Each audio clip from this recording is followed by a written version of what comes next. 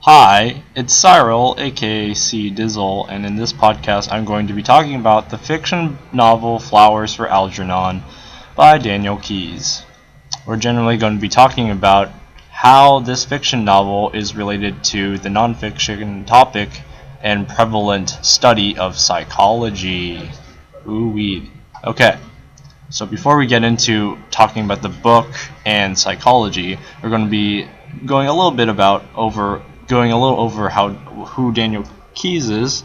Daniel Keyes was the author of 8 books, including this book. He was born in Brooklyn, New York, and received his bachelor's and master's degree from Brooklyn College.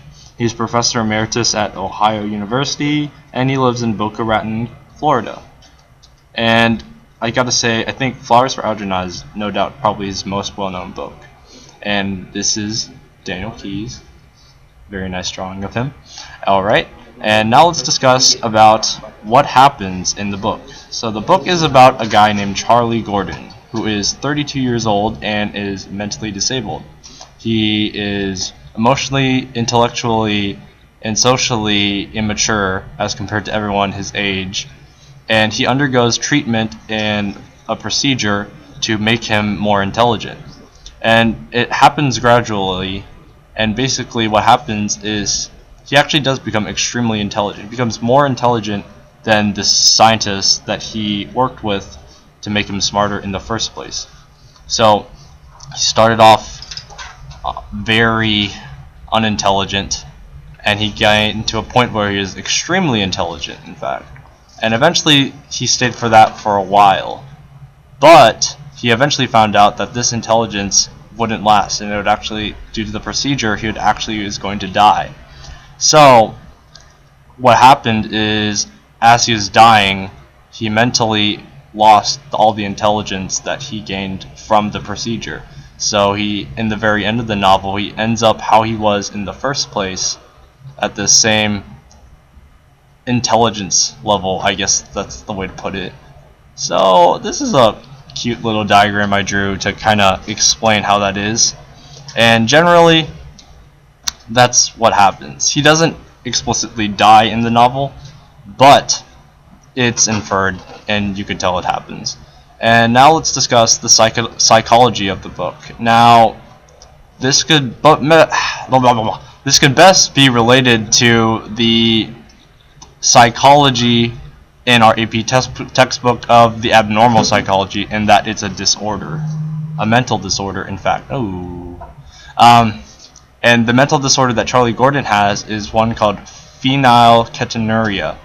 And this is an inborn error of metabolism that it also results in decreased metabolism of the amino acid phenylalanine, or something like that. Phenylalanine. And from this is what Charlie Gordon, it's not explicitly said that this is what he has in the book, but it can be interpreted this way and inferred just by looking at the symptoms that both Charlie Gordon has and people that have this disorder have. And that's intellectual disability, mental disorder, and behavioral problems, which Charlie Gordon has all of these. It can be easily seen all of these. He doesn't really show any seizures, I gotta say, and there are also several other symptoms of this disorder, but these are the main 3 that Charlie Gordon has to basically experiences in the novel. And so generally what this all means is that Charlie Gordon is undergoing a mental disorder, that is very related to abnormal psychology that we will eventually learn in AP psychology. And basically that is how you could see that this book highlights this mental disorder. I probably said mental disorder way too much in that part. Anyway, there's also many other Keyes topics of this entire book. These are other major themes to talk about.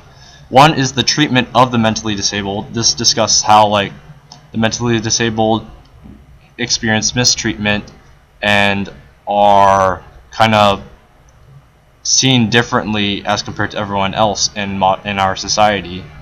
and also how they get treated for what they have, what they undergo in life to deal with their mental disorders.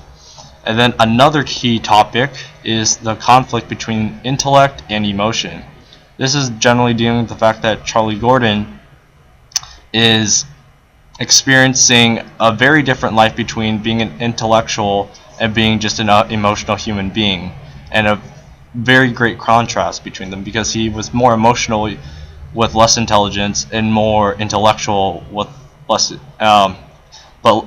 less emotional with more intelligence.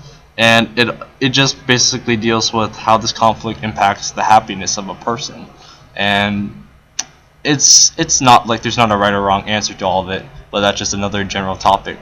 And of the final key topic of this is how events in the past can influence a person later in life. And this is dealing with how Charlie had a very storied past with his parent, with his mother, with his relatives, like his sister, and how it really impacted him later in life, how he went back to his mother, tried to reconnect with her because she was abusive to him, but he tried to make those bonds again, but those bonds didn't really reconnect. Cool. Alright. And I mean, that's basically the gist of the key themes. So it's the psychological theme of the disorder he has, then these 3 different themes that are key topics that you can gain for the book. And I'm Saro Della Rosa, and I hope this was helpful.